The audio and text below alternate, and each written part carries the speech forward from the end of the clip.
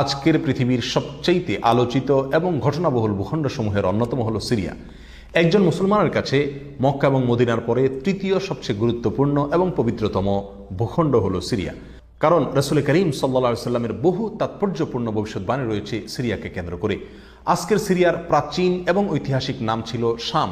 এই শামকে কেন্দ্র করে যতগুলো বর্ণনা হাদিসের কিতাবসমূহে পাওয়া যায়, সেই শামের সীমানা অবশ্য আজকের সিরিয়া থেকে বেশ খানিকটা বিস্তৃত এবং বড় ছিল।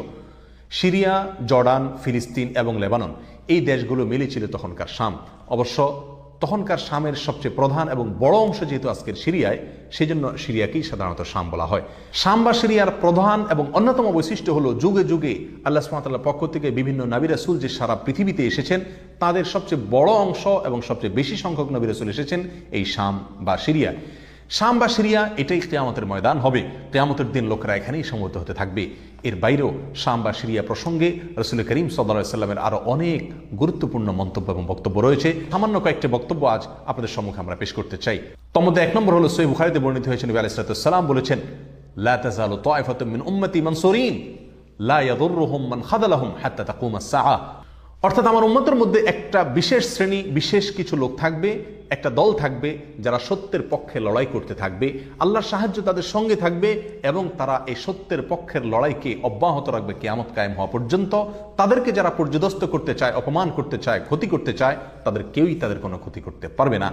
এই হাদিসে নবী আলাইহিস সালাম যে দলটির কথা বলেছেন, যারা সাহায্য প্রাপ্ত হবেন আল্লাহর পক্ষ থেকে এবং যারা অটল অবিচল থাকবেন সত্যের উপরে কিয়ামত পর্যন্ত, যাদেরকে কেউ অপদস্থ করতে পারবে না, সেই দলটি কারা এবং তাদের অবস্থান কোথায় হবে, এই প্রসঙ্গে সহিহ বুখারীতে নবী আলাইহিস সালামের একাধিক সাহাবায়ে কেরামের মন্তব্য রয়েছে, যারা বলেছেন যে এখানে যে দলটির কথা বলা হয়েছে তারা হলেন সিরিয়ায় অবস্থানকারী হবেন এবং এটা হবে কিয়ামতের ঠিক আগ মুহূর্তে।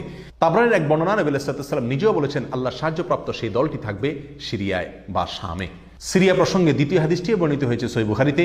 বিখ্যাত সাহাবী আব্দুল্লাহ ইবনে ওমর রাদিয়াল্লাহু তাআলা আনহু বলেছেন, রাসূল করিম সাল্লাল্লাহু আলাইহি ওয়াসাল্লাম ইরশাদ করেছেন, আল্লাহুম্মা বারিক লানা ফি শামিনা ওয়াফি ইয়ামানিনা, অর্থাৎ আল্লাহ আমাদের সিরিয়ায়, আমাদের ইয়ামানে আপনি বরকত দান করুন।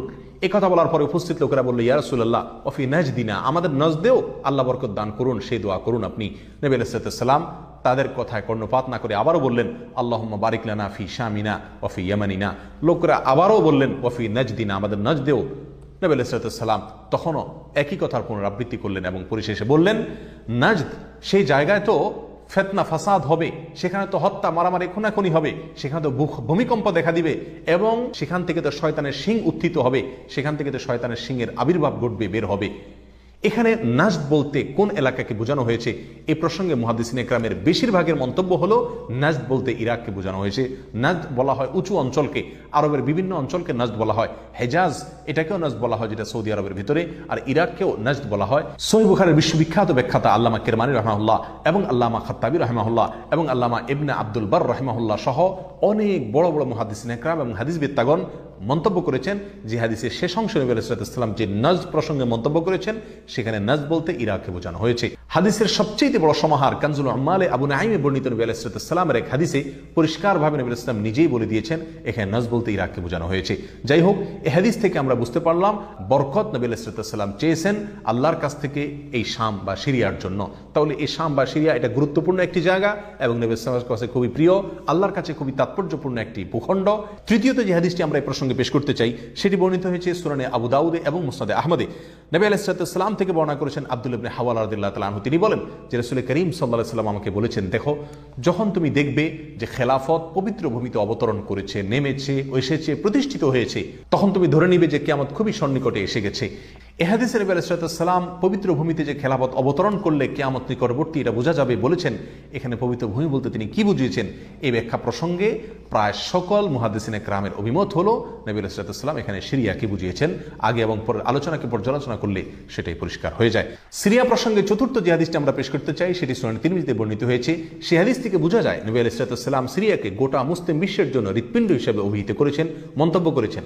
তিনি বলেছেন, সিরিয়ার লোকেরা যখন খারাপ হয়ে যাবে, মন্দ এবং খারাপ দিক যখন সিরিয়ার লোকদেরকে গ্রাস করবে, ছেয়ে যাবে, তখন তোমরা ধরে নিবে পৃথিবীর কোনো জায়গায় আর কোনো ভূখণ্ডে মুসলমানদের মধ্যে আর কোনো কল্যাণ অবশিষ্ট নেই। অর্থাৎ হৃৎপিণ্ডের মতো সিরিয়ার মানুষের মধ্যে যখন পচন ধরবে তখন গোটা দেহে, গোটা মুসলিম বিশ্বের মধ্যেই পচন তার আগেই ধরে গেছে, এটা পরিষ্কারভাবে বোঝা যাবে। এ হাদিস থেকেও সিরিয়া অত্যন্ত গুরুত্বপূর্ণ ভূখণ্ড, সেটা পরিষ্কারভাবে আমরা বুঝতে পারি। সিরিয়া প্রসঙ্গে 5 নম্বর হাদিসটি বর্ণনা করেছেন আবু হুরায়রা রাদিয়াল্লাহু তাআলা আনহু, আর এটি বর্ণিত হয়েছে সূরা ইবনে মাজাহ। নবী আলাইহিস সালাতু ওয়াস সালাম বলেছেন, একটা সময় আসবে যখন গোটা বিশ্বে বড় বড় যুদ্ধ বিগ্রহ সংগঠিত হবে, বিশ্বজুড়ে যখন বড় বড় যুদ্ধ দেখা দিবে, তখন মাওয়ালিদের অর্থাৎ নওমুসলিমদের একটি দল আল্লাহর পক্ষে, সত্যের পক্ষে, আল্লাহর দ্বীনের জন্য লড়াই করতে থাকবে এবং তখনকার আধুনিক যত অস্ত্রশস্ত্র এগুলিতে তারা সজ্জিত থাকবেন এবং সত্যের পক্ষে লড়াই করতে থাকবেন। তাহলে চরম সংকটময় পরিস্থিতিতে আল্লাহ সুবহানাহু ওয়া তাআলার একটা বিশেষ সাহায্য এবং অনুগ্রহ আমরা দেখতে পাচ্ছি, আর সেটা অবতীর্ণ হবে, সেটা নাজিল হবে এই সিরিয়ার দামেস্ক নামক শহরে।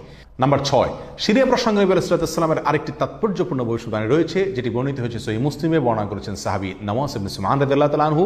তিনি বলেছেন, নবী আলাইহিস সালাম একবার দাজ্জাল প্রসঙ্গে দীর্ঘ এবং বিশদ আলোচনা করলেন।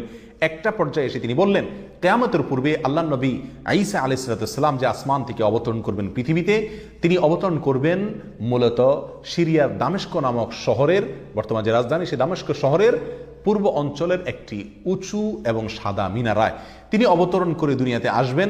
এসে সারা পৃথিবী জুড়ে তাণ্ডব চালানো দাজ্জালের বিরুদ্ধে তিনি লড়াই করবেন এবং সিরিয়ার এই লুদ নামক জায়গায় তিনি দাজ্জালকে হত্যা করবেন। একজন মুসলমানের কাছে যে সিরিয়ার ভূখণ্ডটি অত্যন্ত তাৎপর্যপূর্ণ তা পরিষ্কারভাবে হাদিসের মাধ্যমে ফুটে ওঠে। নাম্বার 7, তিরমিজি বর্ণিত এক হাদিসে আসছেন, নবী আলাইহিস সালাম ইরশাদ করেছেন, কিয়ামতের পূর্বে ইয়েমেনের হাজরামাউত নামক শহরে সেখানে আগ্নুৎপাত দেখা দিবে, আগ্নেয়গিরি দেখা দিবে এবং সে আগুন মানুষকে ধাওয়া করতে থাকবে। সেই পরিস্থিতি আসলে কিয়ামতের ঠিক পূর্ব মুহূর্তে আমরা কি করব, এই প্রসঙ্গে সাহাবা ইকরাম নবী আলাইহিস সালামের কাছে দিক নির্দেশনা চাইলে তিনি বললেন, আলাইকুম বিশাম, তোমরা শাম বা সিরিয়ায় গিয়ে আশ্রয় নিবে। অন্য এক হাদিসে আসছেন, নবী আলাইহিস সালাম বলেছেন, একটা সময় আসবে যখন 3টা জায়গায় একসঙ্গে যুদ্ধ চলবে, সিরিয়ায় এবং ইয়েমেনে এবং ইরাকে। একজন সাহাবী প্রশ্ন করলেন, ইয়া রাসূলুল্লাহ, আমাকে ওই সময় আপনি কোন পক্ষের হয়ে লড়াই করার জন্য নির্দেশ করবেন? নবী আলাইহিস সালাম বলেছেন, তুমি শামের হয়ে অর্থাৎ সিরিয়ার হয়ে তুমি লড়াই করবে, আর যদি সিরিয়া হয়ে লড়াই করার সামর্থ্য তোমার না থাকে তাহলে ইয়েমেনের পক্ষ তুমি অবলম্বন করবে। এই হাদিসে একেবারে পরিষ্কারভাবে সিরিয়ার গুরুত্ব এবং তাৎপর্য আমাদের কাছে ফুটিয়ে তুলছে। নাম্বার 8, মুসনাদ আহমদ সহ বহু হাদিসের কিতাবে বর্ণিত হয়েছে, কিয়ামতের পূর্বে যে আগ্নেয়গিরি দেখা যাবে, যে আগ্নুৎপাত দেখা দিবে, সে আগুন মানুষকে ধাওয়া করতে থাকবে এবং সারা পৃথিবীর মানুষকে ধাওয়া করতে করতে করতে একটা জায়গায় একত্রিত করবে, আর সেটি হলো সিরিয়া। নবী আলাইহিস সালামের ভাষায় আরদুল মাহশারি ওয়াল মানশার, অর্থাৎ সিরিয়াই হবে কিয়ামতের ময়দান। কিয়ামতের সময় সারা পৃথিবী থেকে মানুষ সমবেত হয়ে এই সিরিয়াতেই একত্রিত হতে থাকবে। নাম্বার 9, নবী আলাইহিস সালাম আরেক হাদিসে বলেছেন, মালায়েকাতুল্লাহি বাসিতু আজনিহাতাহুম আলা শাম, আল্লাহর ফেরেশতাগণ সিরিয়ার উপরে তাদের ডানাকে ছেয়ে আছেন অথবা ছেয়ে থাকবেন। এই হাদিস থেকেও শাম বা সিরিয়ার গুরুত্ব করে পরিষ্কারভাবে ফুটে ওঠে। নাম্বার 10, এক হাদিসে আসছেন, নবী আলাইহিস সালাম তার এক স্বপ্নের বিবরণ দিতে গিয়ে বলছেন যে, আমি একবার শুয়েছিলাম, দেখলাম আমার মাথার নিচ থেকে আল্লাহর কিতাবকে ছিনিয়ে নিয়ে যাওয়া হলো এবং সেটাকে যখন নিয়ে যাওয়া হচ্ছে আমি তাকিয়ে থাকলাম কোথায় নিয়ে যাওয়া হচ্ছে। দেখলাম যে একটা আলোক রশ্মি চলে যাচ্ছে এবং যেতে যেতে সিরিয়ার ভূমি পর্যন্ত সেটা চলে গেল এবং সেখানে গিয়ে অবতরণ করলো। এরপর নবী আলাইহিস সালাম বললেন, আলা ইন্নাল ঈমানা ইযা ওয়াকাআতিল ফিতানু বিশাম, অর্থাৎ যখন সারা পৃথিবীতে ফিতনা ফাসাদ ছেয়ে যাবে তখন ঈমানের ঠিকানা হবে সিরিয়ায়, আর ঈমানদারদের আশ্রয়স্থল হবে, শেষ ভরসা হবে সিরিয়া। সম্মানিত ভাই বন্ধুগণ, এই হাদিসগুলো থেকে পরিষ্কারভাবে ফুটে উঠলো যে মক্কা মদিনার চাইতেও ঘটনা বহুল হবে কিয়ামতের পূর্ব মুহূর্তে শাম বা সিরিয়া নামক ভূখণ্ড।